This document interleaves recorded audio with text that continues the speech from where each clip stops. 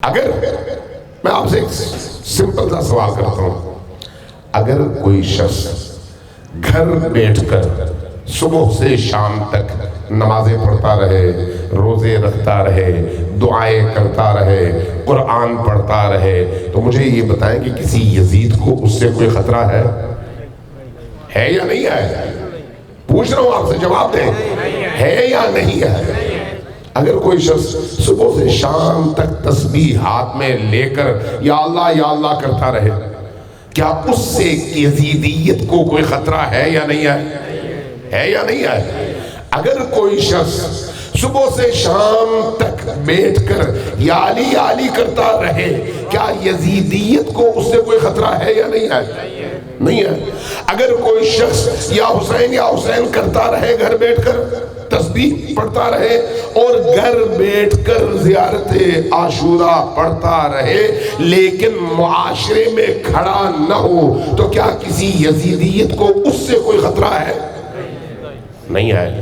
تو یہ جو آپ مختلف علاقوں میں لوگوں کو دیکھتے ہیں جہاں قتل عام ہوتا ہے، جہاں ظلم سر اٹھاتا ہے، جہاں اہل البیت کے نام لیواؤں کو تکلیف میں ڈال دیا جاتا ہے، وہاں پر سمجھیے کہ ان کے نکلنے سے یزیدیت کو خطرہ لاحق ہے۔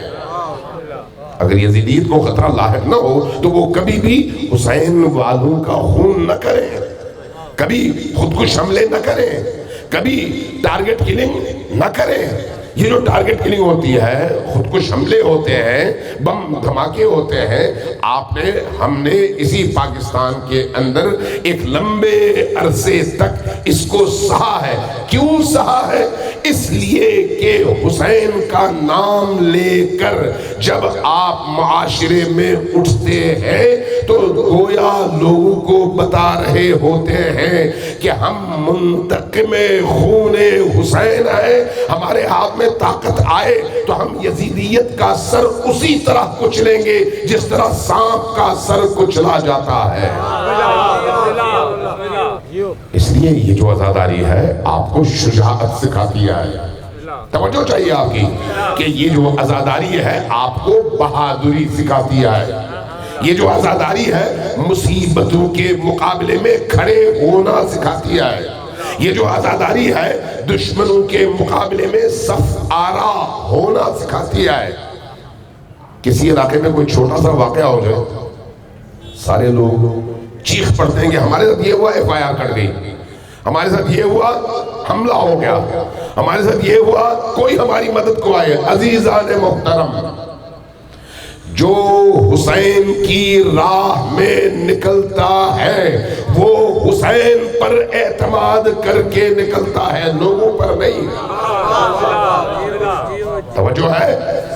اگر میں آپ کے بل پر آ کر کوئی بات کروں تو جب آپ نہیں ہوں گے تو پھر میں معاشرے میں کھڑا نہیں ہو سکوں گا۔ میں نے اگر دین کا دفاع کرنا ہے تو اس کے لیے دو چیزیں چاہیے، ایک یہ کہ میرا موقف دین کے بالکل مطابق ہو، دین کا فہم مجھے حاصل ہو، دین کا جو موقف ہے اسی موقف کو اپناؤں، اور دوسرا یہ کہ اگر میں کر سکتا ہوں تو اپنے زور بازو پر اعتماد کرتے ہوئے، اللہ پر یقین رکھتے ہوئے، آل محمد کی مدد اور عنایات پر یقین رکھتے ہوئے میدان میں کھڑا ہو جاؤں، چاہے لوگ میرا ساتھ دیں یا نہ دیں۔ اگر میں نے صرف لوگوں کو استعمال کرنا ہے تو یہ حسینیت کی راہ نہیں ہے۔ حسین ابن علی نے اپنے اس اعلیٰ اور عرفہ مقصد کے حصول کے لیے لوگوں کو استعمال نہیں کیا۔ آپ ذرا دیکھیے، حتیٰ آخری رات بھی امام نے کیا فرمایا؟ لوگوں چلے جاؤ، میں اکیلا ظلم کے مقابلے میں کافی ہوں، تم لوگ چلے جاؤ۔ کیا مطلب ہے اس کا؟ امام حسین ہمیں شعور دینا چاہتے تھے کہ میدان میں اگر کھڑے ہو جاؤ تو پھر ظلم کی آنکھوں میں آنکھیں ڈال کر کھڑے ہونے کی طاقت خود میں پیدا کرو.